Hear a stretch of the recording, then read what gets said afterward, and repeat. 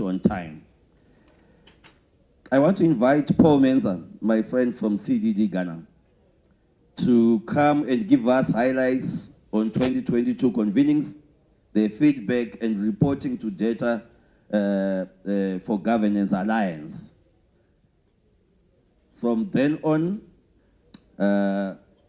Nanzata or Nasta will come through. So let's take it on. Paul. Thank you, Vesta, and good morning. Please let me do this again. How many of us, the civil society organizations, were part of us last year?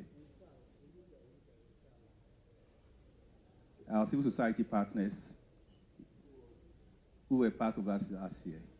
Good. And I also start by saying Ambassador Salah gives assignments indirectly. And when you listen to him, anytime he's giving his speech in a meeting, he indirectly gives you assignments. And this year, when you listen to his speech, this platform, he started by saying, we as Africans have the duty to build the Africa we need and the Africa we want. Data for Governance Alliance platform should be positioned to support the next 10 years of implementation of Agenda 2063. That is the task for us. So we've been given a task that our platform should now rework its agenda. The new phase of 2020, the first 10 year has been implemented. We are done. We are entering into the next 10 years. And already we are confronted with the challenges. Numerous of them have been outlined this morning on constitutional changes of government, fear of food insecurity and everything. So we need to embrace the challenge Ambassador has given us going forward. And that also comes to, even if we do, how do we assess ourselves to know the milestone we've achieved since we started? So since 2022, that we met here, we met in Ghana, we met in Cape Town, what have we done? That's exactly what we are going to go through. And with the help of our comms team, Friday before we close, we're going to project a template, because what we realized from Ghana, what we realized from Cape Town was that we are not coherent in our reporting, feedback reporting on our achievement, what we've done with the AGA organs, what we've done with our national government, and what we've done with our partner civil society organizations. So this is what we have.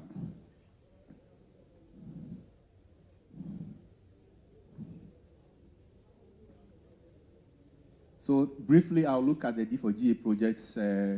What was our objective for the 2022 convening? How many people were able to reach? Were we able to meet our targets? Follow up some of the challenges. I'll not speak about this because the earlier speakers have talked about the consortium members. What we do, the online platform, Gati will come and explain the online platform with us. And I just want to give a teaser that we have over 10,000 documents stored on the online platform. AGA protocols, charters, decisions from the courts, issues of child welfare. When you go there, you are able to access everything. Gati will walk you through how to access and use. We target ourselves to do workshops and training for policy actors and advocates. I must also say that in addition to this convening and the Afro-Barometer Summer School, based on the request you gave us last year, we've introduced different versions that we had just 1 week intro meeting into access of Afro-Barometer website and use of data. We did for media practitioners in West Africa and civil society. We did for Eastern Africa, and we did for Southern Africa. We will increase such interactions so that it won't be the former Afro-Barometer school that takes almost 30 days or 2 months. We'll put in place short ones that even if you are busy in your work environment, you can commit like 5 days to come and learn how to use it. AGP platforms and knowledge productions. So these are the 3 objectives we set ourselves for last year. We wanted to increase capacity of our Pan-African CSOs to access and efficiently use data and information from advocacy on governance, democracy, and human rights. And to we wanted to enhance capacity of Pan-African CSOs to use advocacy techniques and tools in their daily work. And finally, we wanted to also strengthen the already collaboration that you had with the other organ platform institutions, but we want to strengthen it. So these were the three targets we had from last year.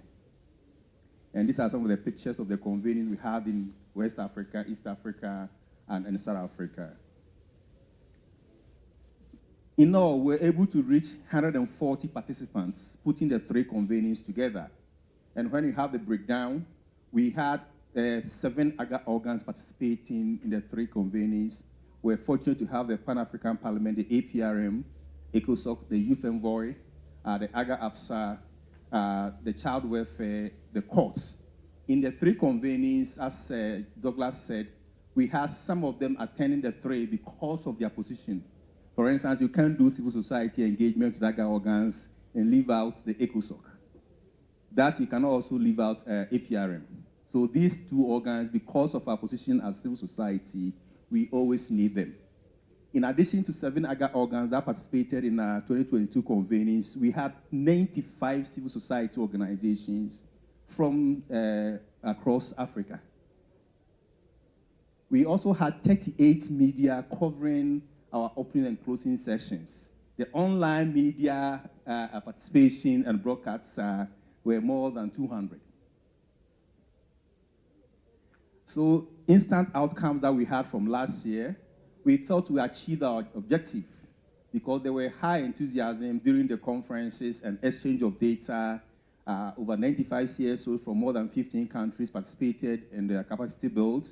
The CSOs were trained in advocacy and communication strategies, and together we developed advocacy training manual, which we've uploaded online. We also shared with our civil society organizations who have started using them. We created a platform for our 7 AGA members and the 95 CSOs to share planned activities. What we did last year was that we committed the last 2 days for our AGA organ members to tell us their projected activities for the following 2 years and see where civil society organizations can partner with them to work together. So we created, co-created some activities that we could do together, and we targeted ourselves 18 months to see where we can get to. And we had instant assurances and invitations to some of our civil society organizations to participate or co-create activities with some of the AGA organs who participated in the program. And for us at Data for Governance Alliance, this have been our achievements since we started. So we have had a deepened collaboration with all AGA organ platform members. Data for Governance Alliance have participated almost, as I speak to you now, my colleague coordinator for South Africa, Nyasha, is at a forum organized by an AGA organ. We have co-created, and in fact, we have instituted quarterly webinar to coincide with AU Day. So the Youth Day, we had a webinar with the Office of the Youth Envoy. The Corruption Day, we had a webinar jointly organized with the Corruption Board. So we have had 4 this year, and the final year we are trying to have with the courts. So we'll have a webinar with the courts. And based on the report that we got from Eastern Africa, this is some of the engagements, activities our partner CSOs have had since the convening in 2022. So in March 2023, our CSOs partner organized a budget tracking and training workshop for their CSO members, network members in Uganda, using the advocacy training manual and the communication strategy they had. Again, in Uganda, our partner also used the African resource to enrich their legal research work. And they said they actually trained their staff on how to access the research platform and use to enhance their legal research. Again, in Uganda, they used the AB data for advocacy campaigns around African humanitarian action and capacity on social, especially they used the X social handle to do the advocacy. Again, the organized interface engagements with AU organs on governance, democracy, and human rights. and also had engaged more in advocacy and law reform. So these are some of the things, few of them that our people, CSO partners, have done since the convening in 2022. And all these programs also came from the co-creation they did in the final 2 days of the 2022 convening. I think Ansata will do the same thing on Thursday and Friday before we leave here. So together with the AGA organs here, what are their programs for the next year? Where can civil society organizations jointly co-create with them or can buy in? What do they want the civil society organization to support? So we'll do that before we leave here so that we can also track up to next year what we're able to do based on what we agreed upon. Of course, we also have some challenges, and this will inform what we will do on the last day. One of the challenges that we had was the progress reports and updates.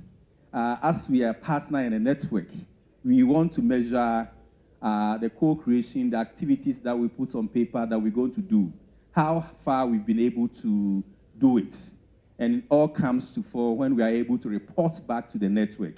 But this we're lacking. Sometimes we knock on your doors to just send us what activities you've undertaken, which organ, how did it go, what challenges you were facing, but we're not getting the feedback reports from you. That's why our comms team have developed this template that we are going to discuss together, and you make inputs. If it's okay, then we are going to adopt it to enforce our reporting. 2, networking and collaboration among Pan-African CSOs. We also realized that the few who were able to submit some quarterly report to us, you omitted your engagement with your national institutions. You were more focused on your engagement with the AGA organs. It's two-way affair. Yes, you need to inform the AGA organs what you're experiencing, how you are collaborating with them, but what's your experience working with your national institutions? If you have the National Commission for Civic Education there, if you have human rights body there, if you have any organization, gender ministry, how have your engagement with them? How are they internalizing the African Union protocols? So all these things you did not report about, but most of you also did engage them. So you need to report on those things too. So these are some of the few challenges that we had.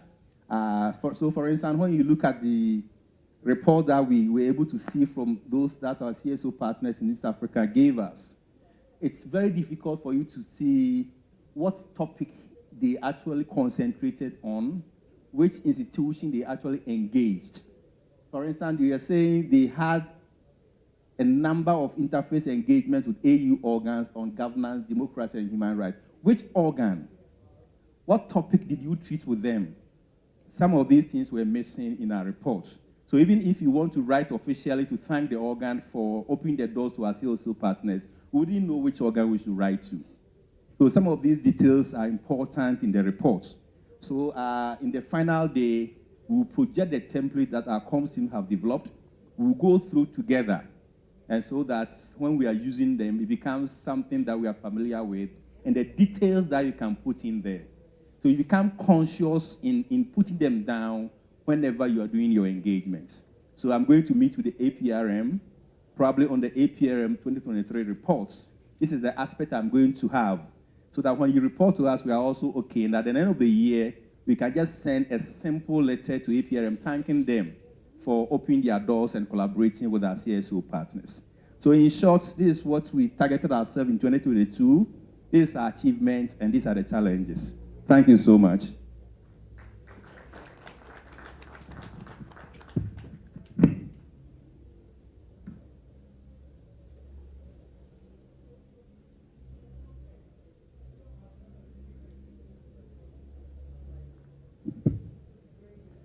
Thank you, Paul. I'm not going to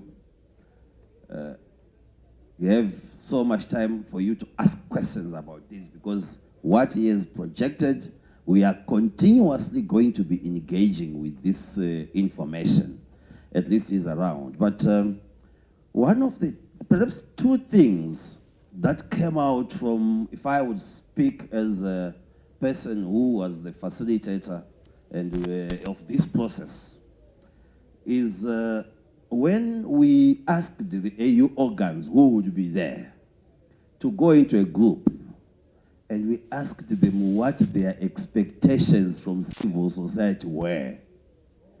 We were very surprised because we realized later that often we talk about the AU as stuff in Addis and the like, but they also have expectations from us as civil society. And that exercise actually broke the ice. The second thing, which this project has achieved even, I guess, beyond its own imagination, is to have civil society working with AU AGA platform organs to co-create activities that they could jointly do to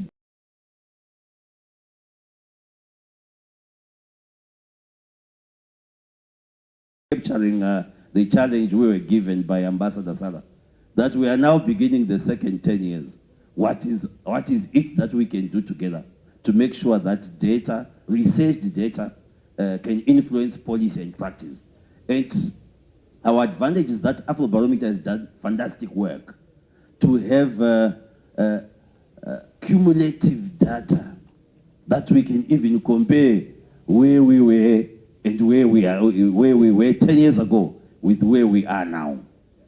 Nanzata, I'm going to invite you, and I know you love to talk and talk and talk. You will never finish. But for now, I want you to help us catch time. So I want to leave you to go all the way on the highway. Thank you very much, Walter. Yes, I like to talk because civil society's role is like an elephant. There are too many aspects of the work that we do, and there's always a lot of ground to cover when we have an opportunity to meet in a venue like this. I'm to ask us for reflections on the 2022 convening and post-convening activities. So this is what we are going to do. The whole morning, we've had an opportunity to get a foundation of what the rest of the day would look like. We were not talked at, but we've listened more than we have had an opportunity to speak. So this is our opportunity. On everybody's table in front of us, we all have notepads. We would want to hear what your expectations are for the next couple of days. We want there are two types of people. Last year, those who joined us and had an opportunity to interact and go on to do some work, we want you to give us 2 highlights of your work from last year on advocacy, on the train, on interaction with data and evidence-led, database, all that we taught. You give us 2 highlights for those who were here last year. For those who are joining us this year, you give us 2 expectations that you would want to realize at the end of this week. We would come around the tables, we would take these and we would see how they build on each other, what kind of logic is beginning to create. And indeed, by Friday, we would also look at whether we were able to satisfy or really achieve some of those expectations. Please, if you have low lights, keep them. I will not be needing them in this session. No low lights, just highlights. So 2 highlights from last year's groups, 2 expectations from everybody else joining us for their first D4GA. Thank you. I'll be coming around the table, so if there are any questions, we'll do it. We'll get interactive for now.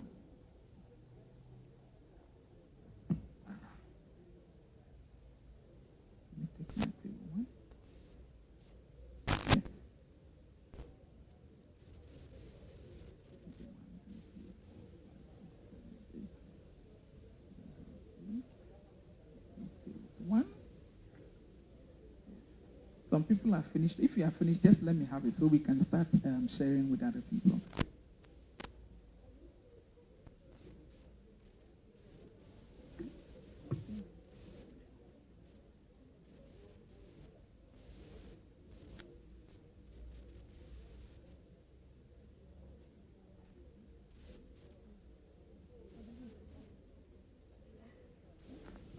Please write them down. Don't tell me. Yes, what do you expect to gain this week, right? Don't tell me, I may forget.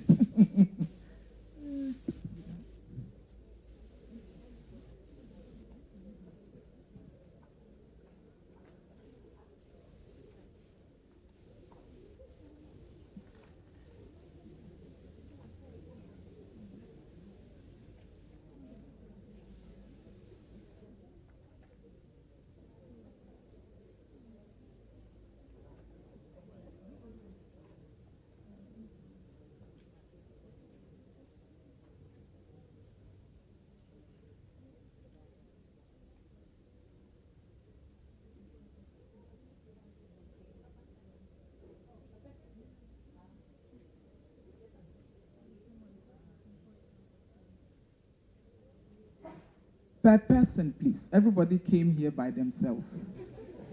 And we are leaving no one behind, so we are coming for everybody's per person, and don't tell me verbally, I will forget.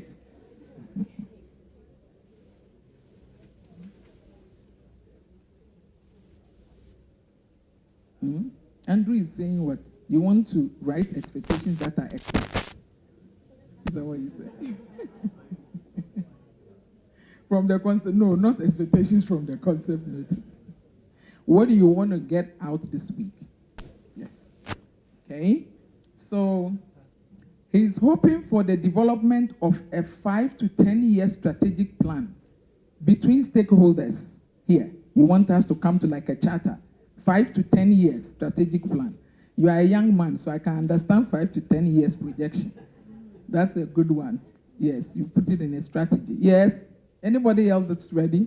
This table, I have one. I'm going around. I'll come back. No Googling. Nobody wants to go first. It's amazing. Okay. Young people, lead them. To understand and learn more about data governance and children's rights and human rights. To create partnerships with different organizations and promote the use of our own data for policy formulation. I think that's very good. Our own data, not somebody else's data. This table, anyone for me?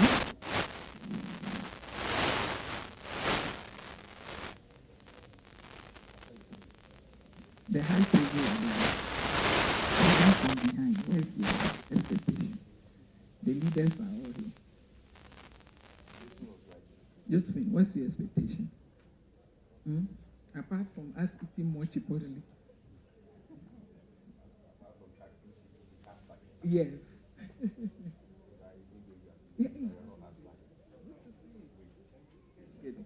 To understand clearly the role of CSOs in the 10 years of the 2063, Agenda 2063, and to come up with one voice on data uptake on policy influencing and formulation. Data uptake, that's very important. Okay. Yes.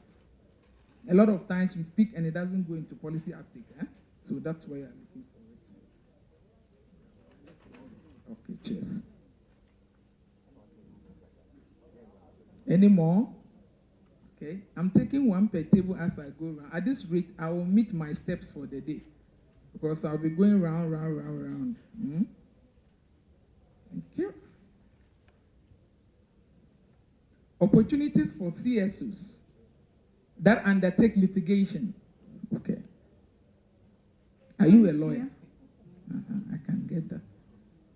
One is ready here. Thank you. What strategies can we employ to communicate to the duty bearers on data in ways that they understand? What can be done to influence policymakers to adopt a culture of using data in decision and policy making? Good. Thank you. To understand how we can ensure data is successfully used to prevent and counter violent extremism, especially with the shrinking civic spaces, and to develop a deeper understanding of the nexus between data and governance. Encyclopedia with nexus.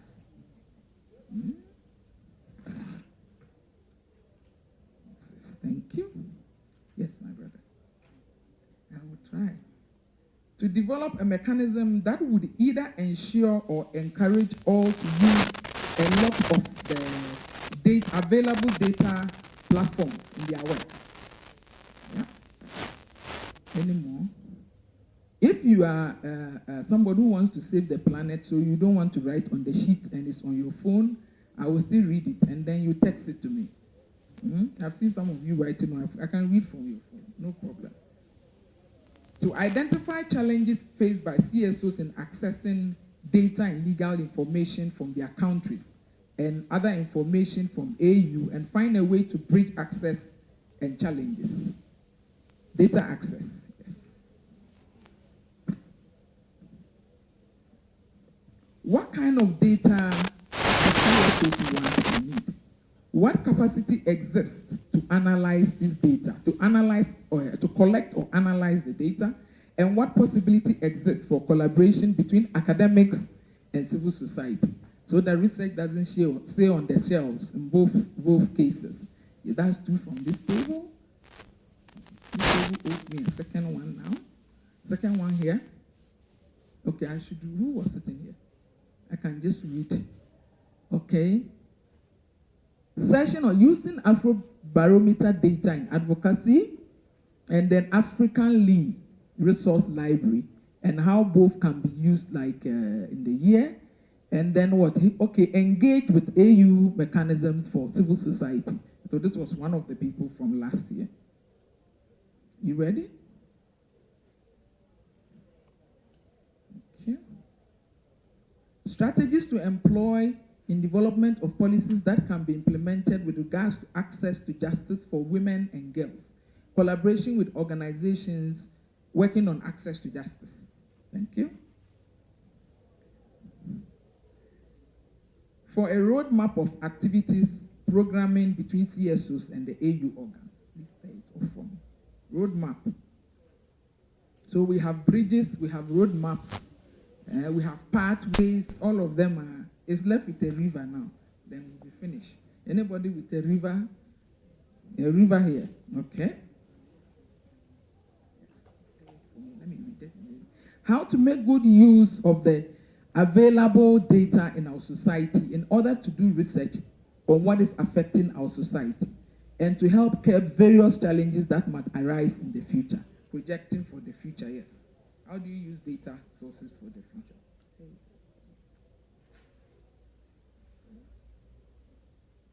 Okay. Success stories of how CSOs have effectively collaborated with the AGA, an example of uptake, utilization of data emanating from projects by AGA platforms. Please, you have to listen to it. In other words, what has changed from our last convening? That's one person's question. Hey, Priscilla, this is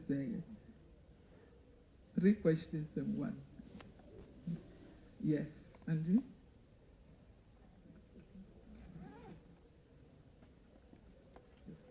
Okay. Deepen synergies between stakeholders and beneficiaries of D4GA and the Charter Project, Africa. Glad to see it's begun with the participant list for this session. Some people's expectations are already met just by the opening ceremony. So, opening ceremony. Ambassador, do you have some expectations for us? Will you speak to it? You can speak. For you, I would write when you speak. I thought I shared my expectations earlier, but one of the expectations of this process really is one, to have an African-based source of information or data that could assist us within the African Union to make informed decisions. This is one. Secondly, I think collecting data is something, but also being able to share the data is another way. In many cases, we see data being shelved and not used. So I think it will be good to be creative in the way that the data is shared and disseminated. Last but not least, the simplicity of the data. I don't want to sit and then try to bring my dictionary along to really try to understand the language that is used to present these data. So as simple as they are, I would say they are of more added value to the recipients. Last but not least, the tool used to disseminate the data. Many Africans, unfortunately, don't have access to internet, don't have access to electricity, and don't have access to, I would say, universities or academia. So it will be good to be more creative on how this data is also disseminated and shared. Thank you very much. Thank you very much. And you would see that most of what Ambassador also talked about is reflected in the responses we have gotten from the room on civil society research, academic research, other research, what we need from each other to make sure that it works in the context that we stay in. And the conversations around breaking down data. South Africa, it was brought up. Ghana, it was brought up. And right from the beginning here, it's brought up. So you hear from different people on how they are managing this, how they are interpreting it. And we always make sure that we agree that the context matters. In whatever area you are working, the context is very important to being able to achieve what you set out to do. We'll take two more. I'll come round and take everybody else who didn't want theirs announced on CNN. We would put it in the database. My brother, you have some for us? Yes. So greater networking and to deepen and strengthen collaboration around the generation and use of data. So we are validating more and more and consolidating the main issue. How we generate data, how we use data in the context within which we work. That will serve the purpose for what we want to do. This table still owes me. I didn't see yours. Yeah, everybody is. Did you come with them? You don't know them. Give me your own. You say you gave me 4. Hey, Africa Union. You want to do Africa Unite here too? I'm still coming for it. Yes. Last one from this table. They gave me 4. You gave me 2. So you still owe me 2. Yes. Can I read yours? Let me just read it. You don't want to see it. The first 2. Okay. So to learn how we collaborate, yes, and leverage on data for advocacy, network and create joint advocacy programs. What capacities exist? Oh, I shouldn't read that one. Okay, no problem. But yes, you have brought forward another one, the joint advocacy programs. You would hear from the morning we had been talking about coming together and making sure that we work with the organs to achieve synergy on the different areas and listen to each other's voices. So yes, I think our foundation is set and we are ready to proceed. If you didn't talk this session, know that you have been noticed and you have been identified and you are subject of very good targeting for the rest of today and the rest of the week. For all those who spoke, you will rest for the rest of the afternoon and watch those who didn't speak. Thank you very much. Back to Webster. She wants to speak now, so she doesn't have to speak later. Or you have your expectations for me. Are you sure? You see, this is the issue of Sahrawi Republic. That gets left out of the African Union, whether we are 53 or 54. I actually didn't go here. Meanwhile, I was around. Okay, thank you for bringing me back. Africa Unite, let me have your expectations. High level, segregation, and my sisters in the movement. Hey, I shall be fine. Okay. Hey, these are encyclopedia responses. Let me put my spectacles very well and stuff. I'm telling you. Okay, so more partnerships formed with many other CSOs. That's one. Across the EAC region and at continental levels in sharing and developing more data. In general, bring in more partners to learn what they have been doing around governance. Then forming more partnerships between the private sector and CSOs and agreeing on a strategy in working together in collecting data, yes, especially private sector.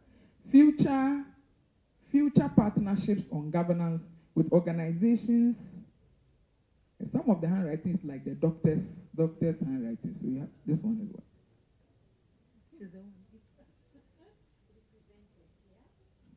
Shortcut. Represented here, especially on influencing policies through data. How you to strengthen CSO engagement and work plan for next year. Yeah? Get deeper understanding of CSO participation in AU and what they feel needs to be done to achieve this. Thank you very much. Do you still have more? Or I can go now. Thank you very much. Thank you, Webster is done now. Thank you.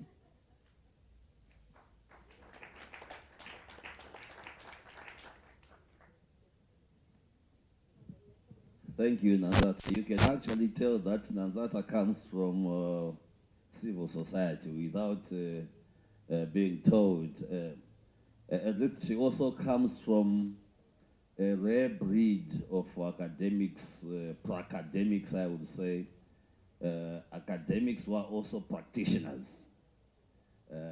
who can jump from a master's classroom and go to the village and still produce.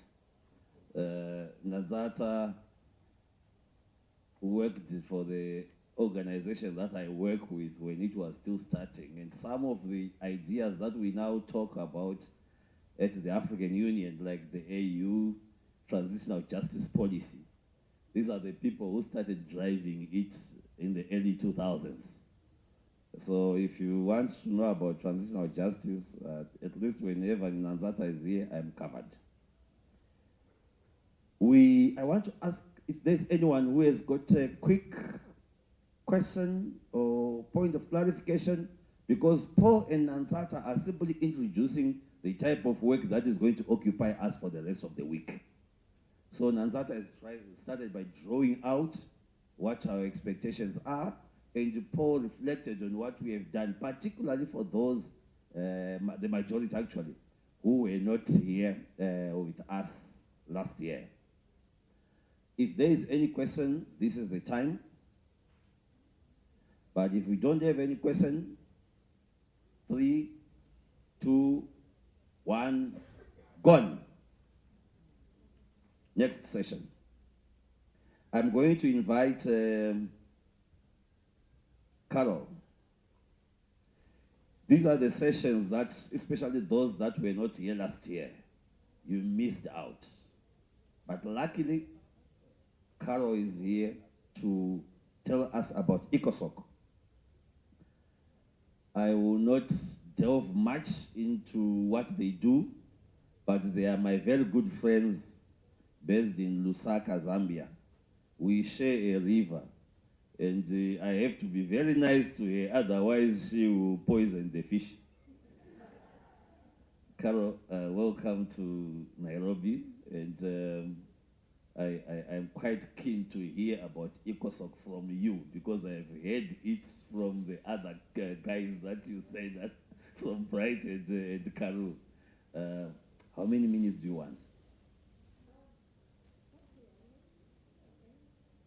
If you do 15 minutes, you will have saved the continent. Thank you so much. I will try to save the continent by sticking to 10 minutes. Hello everyone, my name is Carol Gilombo from the African Union Economic, Social and Cultural Council, ECOSOC. I'm the Senior Communications Officer there. This is the first time that I'm attending this convening. My colleague Bright Sefa has been coming, so I think most of the people know him, so I'm here. And I hope by the time I'm done, I'll be the darling and not Bright, and we can exclude him. Don't tell him I said this. So I'm just going to briefly talk about ECOSOC, some of the things that we're doing, our initiatives, and in respect to why we're here, and we're talking about democracy, governance, and human rights. So, ECOSOC, like I said, so ECOSOC was, adopted by the African Union Heads of State and Government at the 3rd Ordinary Session of the Assembly in July 2004. And ECOSOC is defined or referred to as an advisory organ of the AU, which is composed of different social and professional groups of the member states of the AU. So that's the Assembly decision that came up with the establishment of ECOSOC. So ECOSOC was brought about because there were concerns on how civil society could engage and interface with the African Union and take part in the processes and the works of the AU. So it was supposed to be, it was established to be a backdrop of, to bridge the gap with the unstructured relationships between civil society and the AU and in its processes. So the statutes, so some of the mandates of ECOSOC promote dialogue between all segments of African people on issues concerning the continent and its future. So some of the key objectives of ECOSOC is to contribute to the integration and inclusiveness of and inclusive development of the continent, to provide a platform through which the AU can partner and engage with CSOs on the continent, and to facilitate effective interface between AU and the people through partnership and engagement with African CSOs. So, back to the topic that we're here for, some of the ways that the AU responds to issues of governance, democracy, and human rights is through the Constitutive Act of the African Union, which is the framework under which the AU is meant to conduct itself. And under that, in particular reference to our topic here, under Articles 3 and 4, this emphasizes the significance of good governance in Africa, popular participation, the rule of law, and human rights. And this also includes some of the things that are frowned upon, for instance, unconstitutional changes of government and, various forms of instability in the continent. So the other one that we have is the African Charter on Democracy, Elections and Governance. Ambassador Sarah spoke about it, the ACDEC, and in particular, Article 2 of the ACDEC calls for things like, I just got a bit of it and not in totality. We have all these on the AU website. If you want to look at it in more detail, we have the Constitutive Act of the AU, which spells out how the AU should conduct itself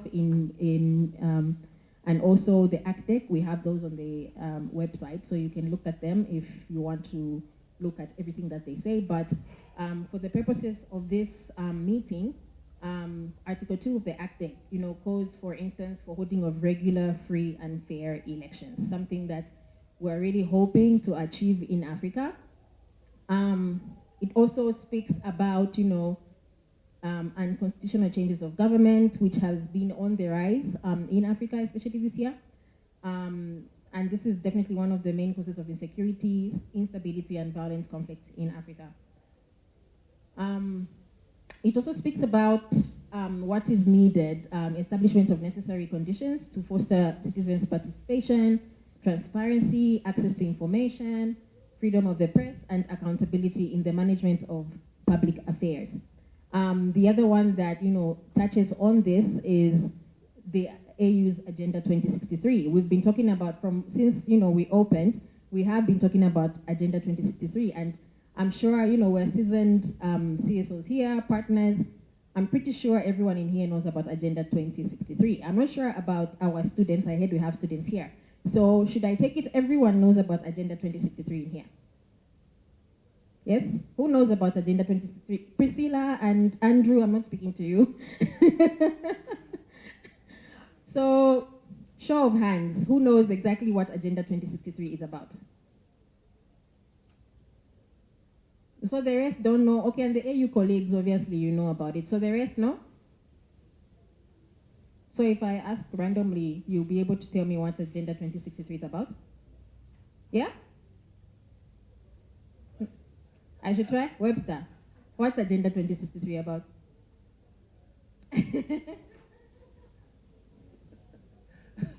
Madam, this no. I don't want to take your time, but I just want to say it is our continental, it is actually our vision document that came into being in 2013, and they calculated 50 years, and it goes to 2063. People like me, we are very worried we may not be there to see it, but we hope that everyone will be able to see it. It's especially the 7 articles of the vision touch on almost all that we want to achieve as a continent. And it provides the direction and guidelines. So we've gone 10 years now, and like Ambassador said, we are starting the next 10 years. We need to engage with the document and find the role of not only ourselves, but the African citizenry, that we carry our continent to be where we want to be, the Africa we want. Well done, top marks. Okay, so especially for our students, this is very important. This is something that I think our young people should know about. We need to be speaking about Agenda 2063. We always say in our office, in ECOSOC, that almost everybody knows about the UN. When you talk about the SDGs, everyone can talk about them. Let's talk about Agenda 2063, which is our agenda as Africans, and you don't know it. So what does that say about ourselves? We don't believe in our own things, or we're not interested, or what? Even Nana, our head of programs, always talks about people talking about, you know who won the Ballon d'Or? Is it last week? FIFA, whatever, you know about that. But what is aspiration 2 of Agenda 2063? We don't know, do we? So we need to begin to own our own. I mean, we're talking about development. We need to begin to own our own agenda. So Agenda 2063 is Africa's blueprint and master plan for transforming Africa into a global powerhouse. And aspiration 3 in particular, we have 7 aspirations, calls for an Africa of good governance, democracy, respect for human rights, justice, and the rule of law. If the organizers allow me at the end, or maybe at a break or something, I have a video on it that you can share, just, you know, to get a bit of highlights on what this is about. So, regarding governance, democracy, and human rights in Africa, we have some engagements that we've been having to respond to this.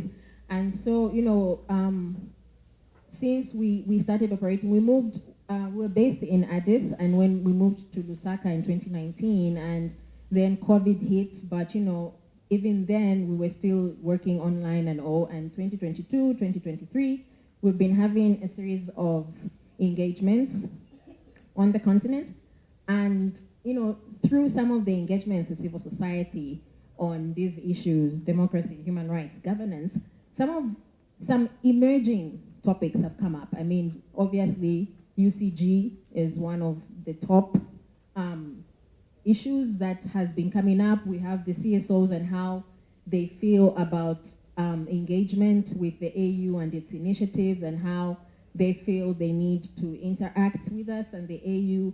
And you know, some of the perceptions that are out there, some people do not trust the CSOs.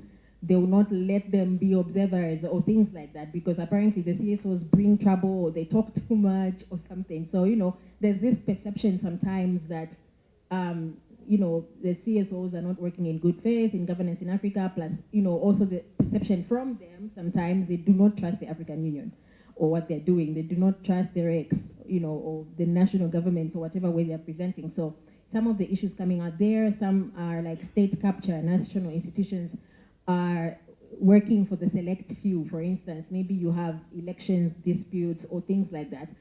Some sectors feel that even if you did take things to court, there are some few people who control the systems, and no matter what you do, nothing is going to come out of it. So we have some of these topical issues, and in our quest to engage and come up with issues, we've been having some meetings. I'm just highlighting some of them. This is not exhaustive.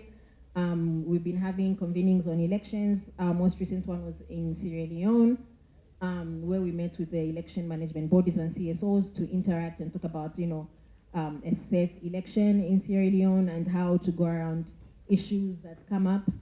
And also, definitely, this is also to ensure the implementation of the ACDEC, which we spoke about. I'm sure Ambassador Sala will speak more on that. We have election observation teams with the ECOSOC CSOs who are trained to do that, and in their countries. For instance, in Zimbabwe recently, we had ECOSOC members as General Assembly members who were part of the election observations, and these are spearheaded by the Department of Political Affairs and Peace and Security of the African Union. We've been having trainings, training of trainers, orientations with CSOs on early warning and early response conflict analysis. And this is meant to strengthen CSO participation in conflict prevention and peace building in Africa. We recently had one in Sierra Leone, and before that in Uganda. We've been having a series of those. And then with support from the AGA Secretariat, again, I think Ambassador Sala will speak more to this. We've been having engagements with national CSOs on orientation, popularization, and raising campaigns on awareness of the ACTEC.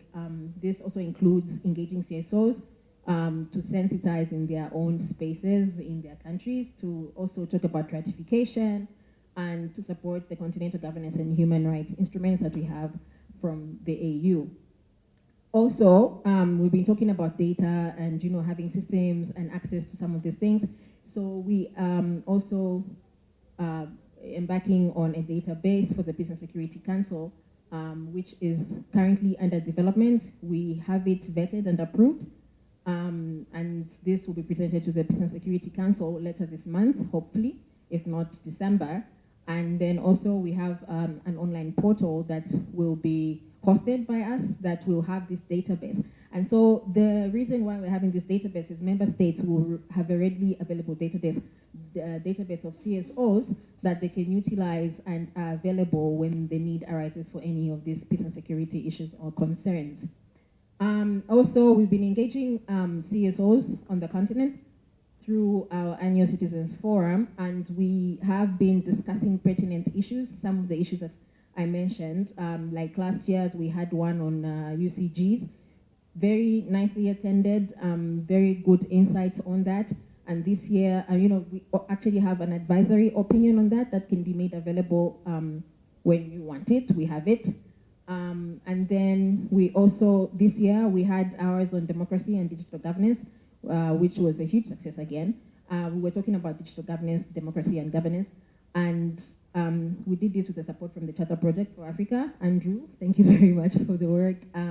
We have very good partners. We have expertise, Francia with Priscilla, and we've been engaging CSOs through this platform. Then we are also working to orient and popularize and advocate for ratification for many AU instruments on governance, democracy, and human rights. And we have colleagues here that we are working with in support of these instruments, and some of them are the African Committee of Experts on the Rights and Welfare of the Child. We have the African Commission on Human and People's Rights, the African Peer Review Mechanism for Governance, and also with the Pan-African Parliament to support the ratification of human rights instruments through parliamentarians and, to spill over to the national government. So, a few updates on Webster. How am I doing on time? Good? How? Okay. All right. So some updates on some of the initiatives that we have right now, and also not exhaustive. Working on the AU accreditation framework, which is expected to give observer and consultative statuses to civil society organizations. And this is like a huge one. It's huge. And because, this is definitely going to make CSOs heard. This is going to make CSOs consulted on issues that are pertinent to the continent. So right now, it's in its advanced stage, and it was presented to the assembly. We got comments on it, and we are hopeful that it will be adopted during the next assembly in February 2024. We're also developing the State of Civil Society Engagement Report, and this one is meant to know in detail the level of CSO participation on the continent in AU activities and programs. So this is AU, its organs, and basically just everything to do with the AU. This will definitely show what is going on, what the gaps are, the things that need to be done, and how to move forward. And then another huge one is national chapters. So ECOSOC is operationalizing national chapters. So these are meant to be the first point of contact for CSOs with the AU. So we have some interim chapters, and this year we have launched some national chapters in about 4 countries that have the interim chapters. And 2024 definitely is going to be utilized to do the rest of the 55 member states of the AU. So national chapters are going to work as the first entry point for CSOs seeking to engage work with the African Union through ECOSOC and organs of the Union. So they are meant to support implement and monitor ECOSOC activities at the national level, and this flows on to the regional level and continental level like that. And then the other one is knowledge generation and transfer in area of human rights and governance.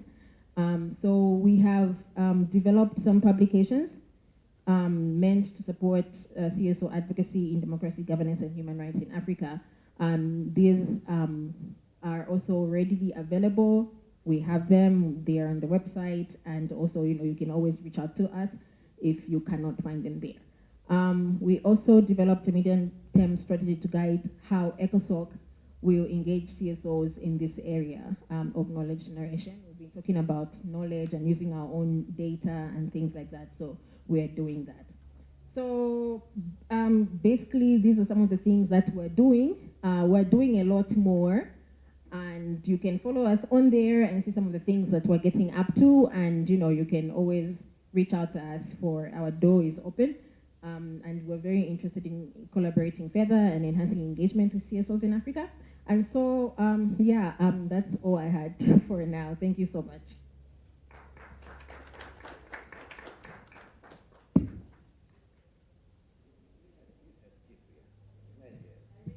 Yes, you can take a seat.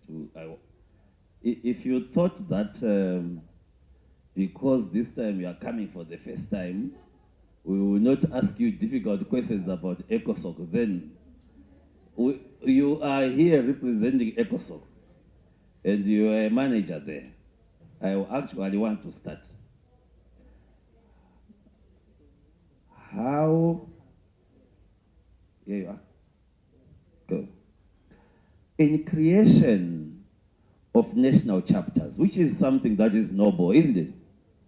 How do you make sure that the organizations you are working with are actually not government NGOs? Secondly, ECOSOC is the bridge between civil society and the AU, and we applaud the work that you are doing. How do you manage the mistrust that exists between civil society and government, such that we see operational space shrinking in many countries?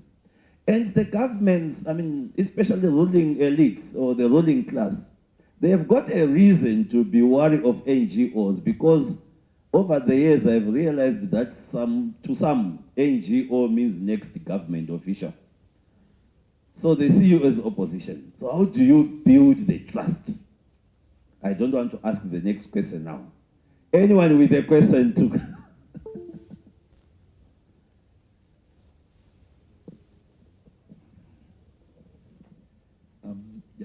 Yes, okay, go on. Carol is here. She will answer all our questions. No, thank you for the presentation. I just have a very brief question regarding the tools that ECOSOC has been developing to empower civil society. Do you have a feedback loop for, how the tools are being received, commentaries on how they can be improved? Do you have a feedback loop from the beneficiaries of the tools, and how do you process that kind of feedback? Thank you. We've got a question next door. It's actually just building on Andrew's comment. If you have a feedback loop, how is this information being filtered into the relevant or respective AU organs that could actually use it for something? Thank you. Thank you. Questions, clarifications?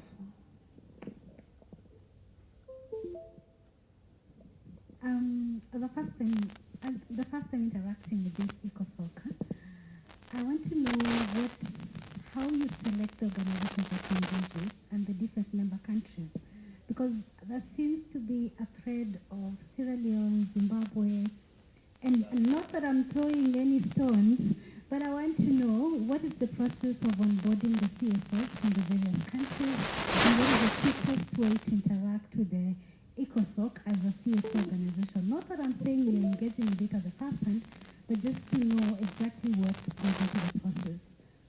Thanks.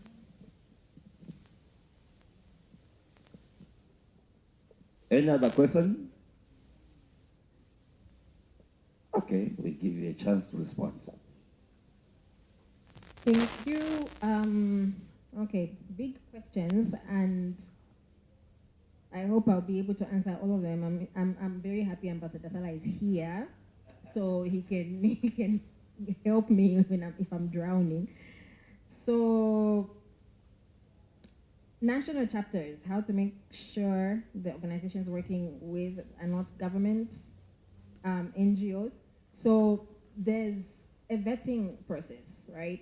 So before CSOs are able to join the General Assembly of ECOSOC, they have to apply, and there's like a huge, very, very long, rigorous process, which is also vetted by the member states, and it goes through, it's like worse than interviews. We look at it, we look at their financial statements, we look at what they're doing, where they are, and just to make sure that they even exist. I mean, because some people can just come up and say, I'm a CSO in this and that. So the vetting process is very, very rigorous, and this is how we make sure that, we're not dealing with unscrupulous people or people, pretending to be something that they are not. So that's that for the national chapters. Managing the mistrust existing between CSOs and government, this is like huge. I mean, it's there, and I'm not sure you can completely get away from it. Well, we try to do our job, right? Our mandate is to engage with CSOs and to make them know that their contributions and their voices are beneficial to the African Union, and we're involving them in the creation of some of these policies, advisory opinions, and things like that. So I'm not really sure I can answer how we can manage the mistrust, but we put everything out there. It's a transparent process that we engage with them. When we have policy matters that need to be debated and we get their advice and expertise on this, we put it in our advisory opinions, and they see that it's going to the policy organs or to the departments or organs that it needs to go to. And I think this can enhance and build trust in them that they're not just talking from without, and their contributions are actually going to where they need to go, right? So I think this is one of the main ways that we do that. We are not getting their opinions or just going to them and saying, we are the interface between you guys and the AU. Yes, we are speaking for you guys, and then we just leave their opinions there. No, we are taking them where they need to go, and they see this. So I think if that does not, get rid of the mistrust, then I'm not sure what else we can do. But this is definitely some of the main things that we're doing for that. Ambassador Sala, did I answer that correctly, or you want to? She deserves a round of applause, really. Yeah. First of all, as we all know, when ECOSOC was created, it was of course created to ensure representation and participation of civil society in the affairs of the African Union. Unfortunately, the rules of procedure, the accreditation, and all of this process was very government, civil society, government organizations friendly, and not wider civil society friendly. And probably that is why the trust was lacking at some point between ECOSOC and the wider civil society. But I think we should really give credit to the current leadership of ECOSOC, Mr. William Kiru and his colleagues, because they are in fact in the process of opening the door wider for civil society to participate in a way or another in the affairs of ECOSOC, and through ECOSOC to contribute to the policy development at the African Union level. And I think that is why now they are very keen on developing the national chapters at the national level, because they really want to make sure that the wider civil society at the national level is well represented within those national chapters that are currently in the establishment process. But I think also to build a trust, for you not to really wait to be called on and to be told, you know what, the environment is now conducive for you to participate. I think you really need to demand your place around the table, and you need a civil society to find a way to contribute. That is a fight that you need to fight, because if you don't really fight that fight, you will never claim that right, which is a legitimate right. We will continue seeing organizations that are of government nature across the board, but that should not really prevent you or should not also, I would say, stop you from really claiming your space around the table. And by the way, now ECOSOC has they have many venues, in fact, for to ensure your contribution into the African Union policy development processes. So again, it is on you to find a way to claim your space around the table. But last but not least, as it's been mentioned by Carl, that now there is a lot of review process, restructuring process, and hopefully the new rules of procedure, the new accreditation processes will also be different because we also want to ensure a wider participation of civil society in the affairs of ECOSOC and the African Union. If you don't see the space that you can claim within the table of ECOSOC, please come to the AGA-APSA Secretariat. There, another window for you to also participate in that affairs. And if you cannot enter through the door, enter through the window. We need you there, and we count heavily on your participation. Thank you very much. Thank you so much. And then tools for feedback. I think, like I mentioned, with some of the tools that we're developing now, some of them are in progress, some of them are advanced, some of them are there. And one of the things we get feedback through is the consultative processes that we've been having, the meetings and with the CSOs. And so when they give us back the data and the feedback on how these things are working out, we process them and filter them to where they need to go. So I mean, one of the biggest ones when we have our online portal is definitely going to be a very big tool for engagement with CSOs and feedback on many of the things that we're doing. We'll have our data base, we will have the online accreditation, and then you get to see all these things. And obviously, we have M&E experts building on these things. So I think, Andrew, you are part of this process as well. You know what's going on. And so in the process, some are being done already, and looking further to more engagement with CSOs and getting feedback, because obviously we all want to develop Africa, and so looking forward to the realization of our goals. I mean, Webster mentioned something about Agenda 2063, and in 2063, where are we going to be? There's a young girl who came to the AU Summit who told the presidents that, you need to listen to the youth, you need to listen to us, because you all be dead by 2063. So, these are some of the things that we are looking at and, seeing how the future will look like. The last question, I think, was somebody sees select organizations on what we're doing, right? Like you saw, pardon? Select countries. Okay, so I just mentioned some countries, not all. I did mention it's not exhaustive. And so sometimes we have like the training of trainers on the early warning and conflict was for West Africa, right? So we had that in Sierra Leone. So we have people from the other countries coming through. The other one in Uganda was for East Africa. So, we can't go everywhere, so we bring people there. So we recently had another meeting in Mauritius, SADC.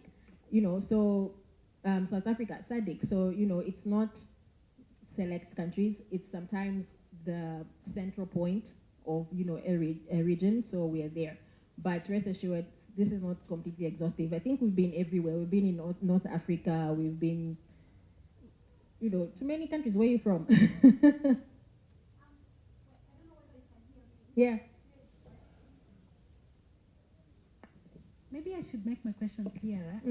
There seems to be activities going on accreditation and CSO database, the creation of it all.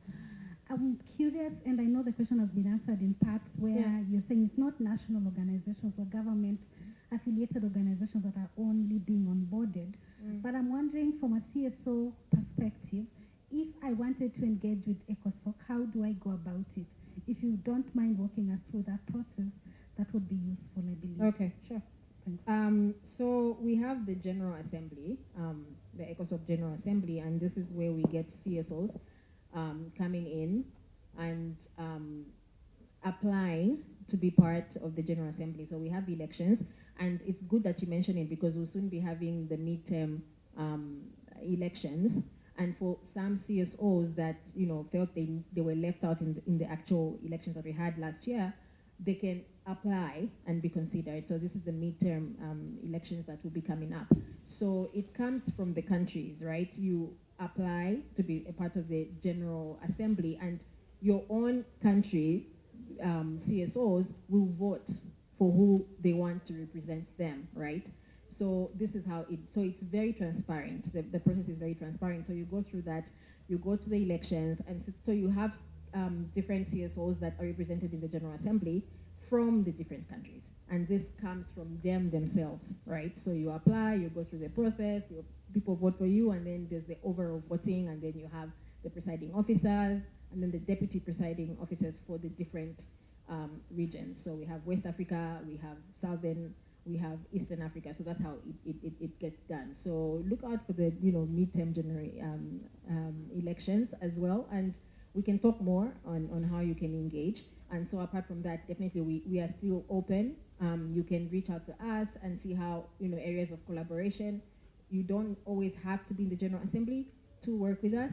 That is the point of why I was putting up some of these things as well, that you can see we are enhancing collaboration with CSOs continent-wide on different thematic areas.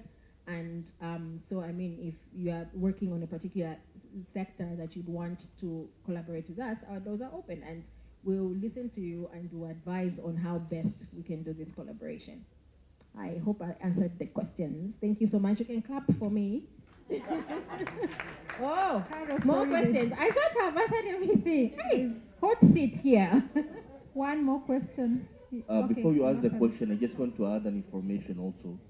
Who is here from CSVR? During the introduction, I think there was someone from the Center for the Studies of Violence and Reconciliation.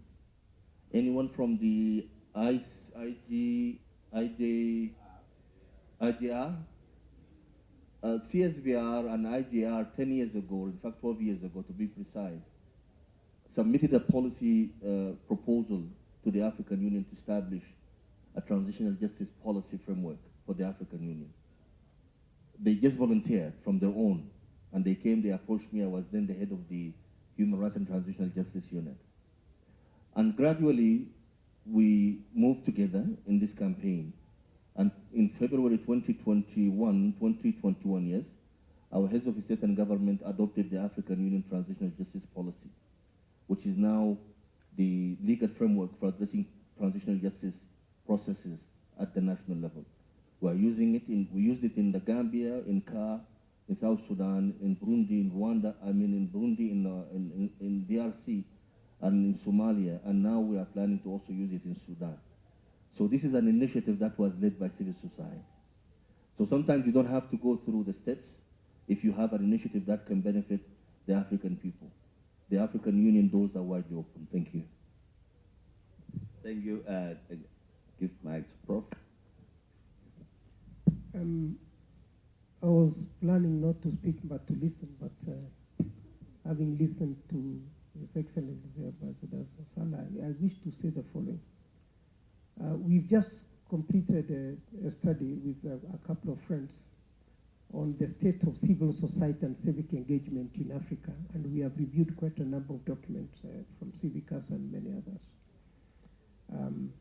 And what disturbs me is the declining potential of civil society across Africa. Declining potential in the sense that the civil society we have today is very different, remarkably, from the civil society of the 1990s. That's one. And that potential is declining in the ability to understand how governments work. Civil society of the 1990s understood how the societies work. The civil society of today in Africa does not understand how governments in Africa work, do not understand how the private sector works, do not understand how even civil society itself works. There is poverty of knowledge within civil society, and here I'm being very honest, and if you want to ask me questions, and I'll give you data on it. And as a result of that, there is limited trust of civil society even in government. Whatever government does, civil society begins with very limited levels of trust across Africa. So whatever AU does, African Union does, there is still also very limited trust by civil society on the African Union. And the reason for that is simply because civil society have not sat back to reflect even on themselves, and yet their potential is on decline. The data that I think is available shows that only about less than 55% of citizens are confident and trust in civil society. In the 90s, more than 80% of Africans trusted civil society as their voice. There is erosion of African citizens to the extent to which they trust the civil society. And civil society is also not trusting the government, and the government is not being trusted. So we are having a challenge here then of asking, how do we build the credibility of the trust mechanisms on either way, right? So there is need for also having a moment of civil society to reflect, even before we build our potential to engage with ECOSOC and other mechanisms. There's a need to start thinking about how to go back to the drawing board and strengthen the manner in which we can start re-engaging with the society, be engaging with the private sector, and be engaging with the public sector. The only people who are at the same level of trusting one another is development partners and civil society. They are cut from the same cloth, they are held to the hip, they speak the same language. There is a lot of work more to do. There's a lot that needs to be done in that, because once we start engaging from a position where there is loss of confidence and trust in one another, then it becomes very difficult to cross the bridge. And finally, the engagement with the private businesses in Africa is one thing that we are not prepared for, we have not built our capacity for, and yet across the continent, what I've seen in the last 10 years, private sector have taken the place that used to be occupied by civil society. Private businesses, organized private businesses, are opening more doors on policy, on governance, on human rights, name it, more than they were doing before and more than the civil society is doing. And yet we have not even sought out to engage with private businesses, even as we think about this particular dialogue we are talking about. I think we have also got something to do as civil society.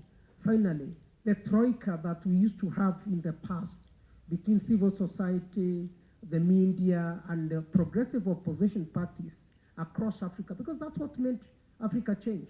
That troika is no more. So we need to start reinventing new relationships. This is poignant. Thank you so much, Prof. Anyone with a hot question?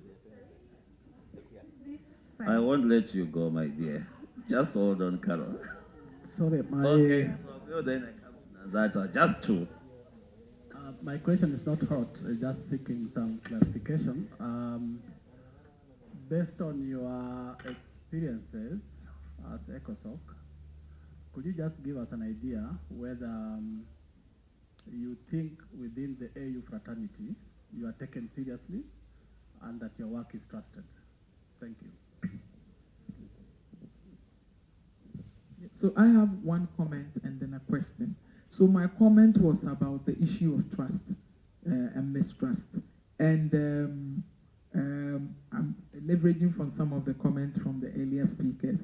I just wanted us to realize that there's been a trend where a lot of the politicians' pathway to leadership has been through civil society. So you see a CSO executive director today, tomorrow he's on a poster for a political party. So a lot of the electorate, then now when you even want to, in quotes, do good or work for development, start looking at you suspiciously as to saying that if we work collaboratively with this person, is the person not going to use us as a ladder to go on to become, a politician? Now, just as Brian was speaking in the morning, you would even think that when a civil society activist or practitioner becomes a politician, therein lies the opportunity to help, to support other civil societies or to work on policy in terms of implementation. But the person goes to join them and then becomes even worse than those who were not. I'm sure we all have our individual experiences, and become even worse than people who were not in in civil society.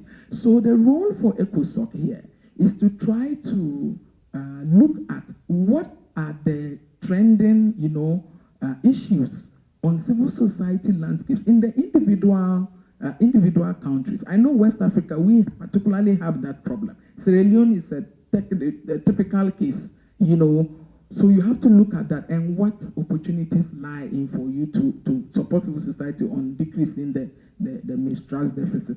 Now, my question actually is on I heard you speak about the national ECOSOC chapters. Yes, so I wanted to ask, what is the basis for this optimism? Because when we look at other AU, in my case, ECOWAS, I'm sure for East Africa, EAC, national chapters, nothing really is happening there. So where is your basis for optimism, and how are these offices going to be run? Thank you. Thank you. I just wanted to clarify from the gentleman who's saying, are we taken seriously as ECOSOC or as the African Union?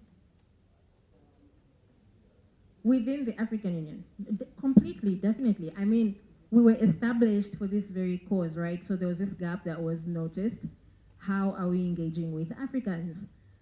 Our policies, interventions, initiatives being felt in Africa, are we speaking to the people?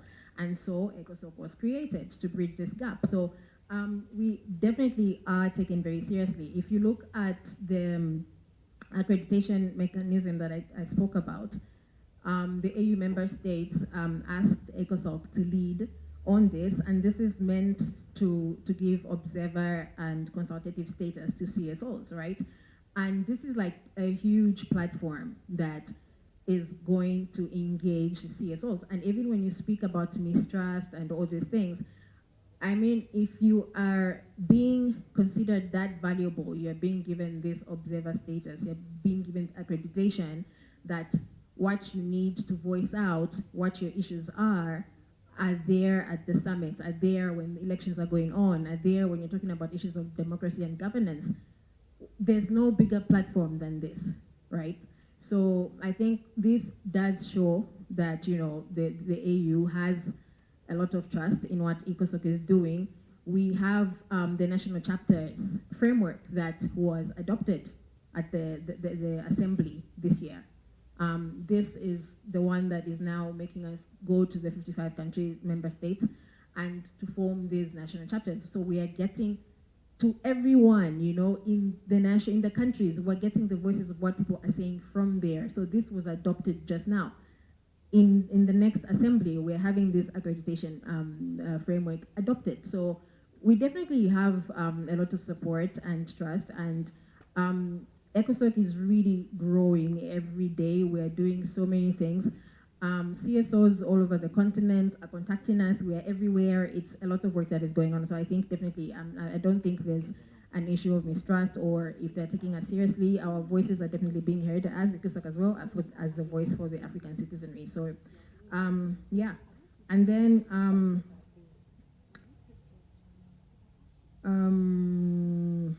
basis for optimism.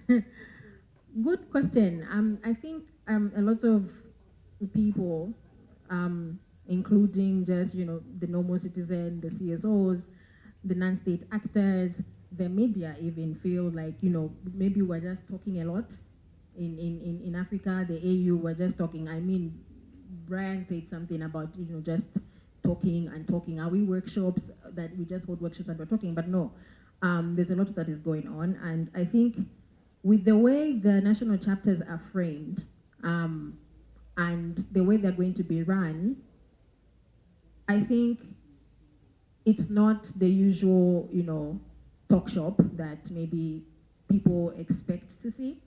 I think there's real engagement that is going to happen. The framework, I can share, some of the highlights of it and how it's going to be run, how national chapters are going to feed into the work of ECOSOC and how we're going to feed in to the AU. It's a whole system, and it's another whole presentation on its own. So I think the optimism is justified. And we are, you know, very hopeful and very convinced that this is going to work. When you look at the engagement that we've had a lot of consultations continent-wide.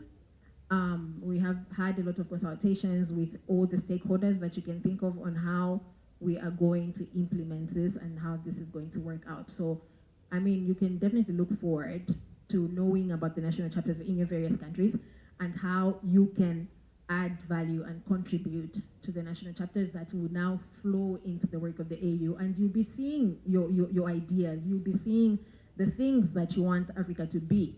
You'll be seeing the, you know, initiatives that you want to take on for, you know, the creation of the Africa that we want. So, I mean, if we're not positive about the things that we're doing ourselves, then where we're going, it starts from us. It's also mindset change. Like I think Ambassador Sala said, it's not just the AU coming to you and saying, so what do you think we need to do to develop our continent? It's you guys as well and us. It's a joint effort.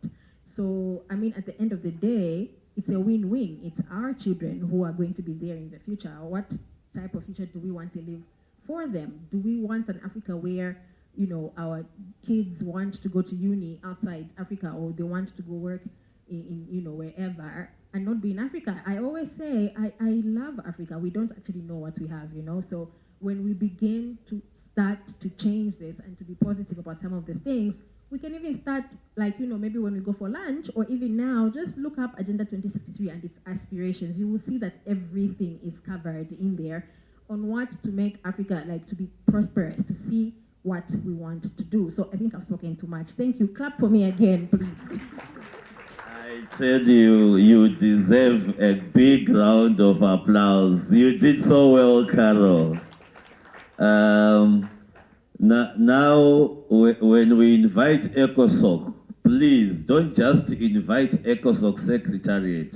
Tell them that we want Carol, because the optimism that she gives about ECOSOC and Africa, generally the AU, is something that we need. We have done quite well to cut our time lapse by, we are now only 5 minutes behind. Just two highlights. One from Ambassador Sala. I also would belong to those that would say, the AU does not work with civil society. But because we worked with the AU to come up with an AU policy that was adopted, I now know that it is rigorous. You need to be patient. It took us almost 10 years, but it is possible because of the complexities. What does that mean? It's not a question of, hey, AU adopted this, this is what we want. It doesn't work that way. And it links very well to what Professor said about civil society perhaps losing some aspects that the generation of the 90s used to have. And I may be a living testimony to it. When I joined civil society, I was living teaching early 2000s, in 2001. So people like in my generation and people like me who left from working for government to join civil society. Some of our colleagues also left the banking sector and business sector to join civil society. So our relations with the government, and we also knew how government works. Now we have a new generation in civil society that have never worked anyway. They come to university, they got their degrees, joined civil society.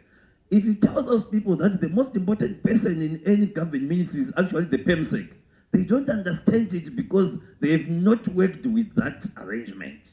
What do you call PEMSECs here? Permanent Secretary here? Yes. Those are the CEO of any ministry. Someone who comes from university and joins civil society as a project officer and the like, they need to be guided so that we engage in that at that level. It's almost 1:07. Can we go for lunch? The instruction that I got is that there are lunch tickets. Is that so? This is part of the lunch ticket, right? This, if you don't have this, It may mean you are not registered with us, so you may not eat. Where is the lunch being served? Just here. Oh, in fact, so they've helped us manage our time. They've brought lunch to us rather than us going for lunch. So let us just go out here. But before that, you are allowed to clap hands for the facilitator if you so wish. Thank you, guys. I love the vibe in this room. We are going to rock with the civil society listed here. There are quite many, but we want to listen to all of them because this is their chance to tell Ambassador Salah what they do, to tell our guys from the AU what they do, and we engage from there. Let us break for lunch. Thank you. 2 o'clock. 5 to 2, yes. Let's go with it. 5 to 2. We are starting.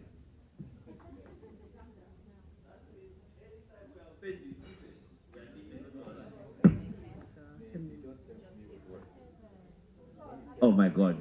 Just get this now.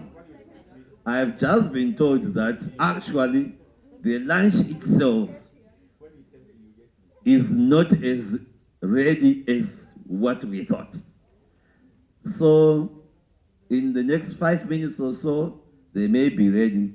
I will generously give you this time to go to your phones and your laptops and tell your families that we want. Carol, you have something? The video.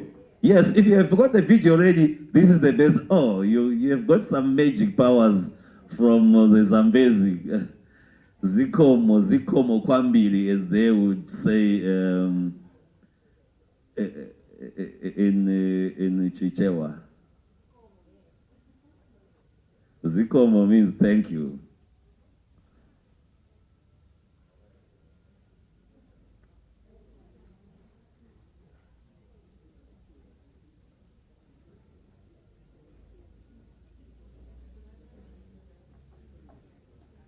Okay, hold on.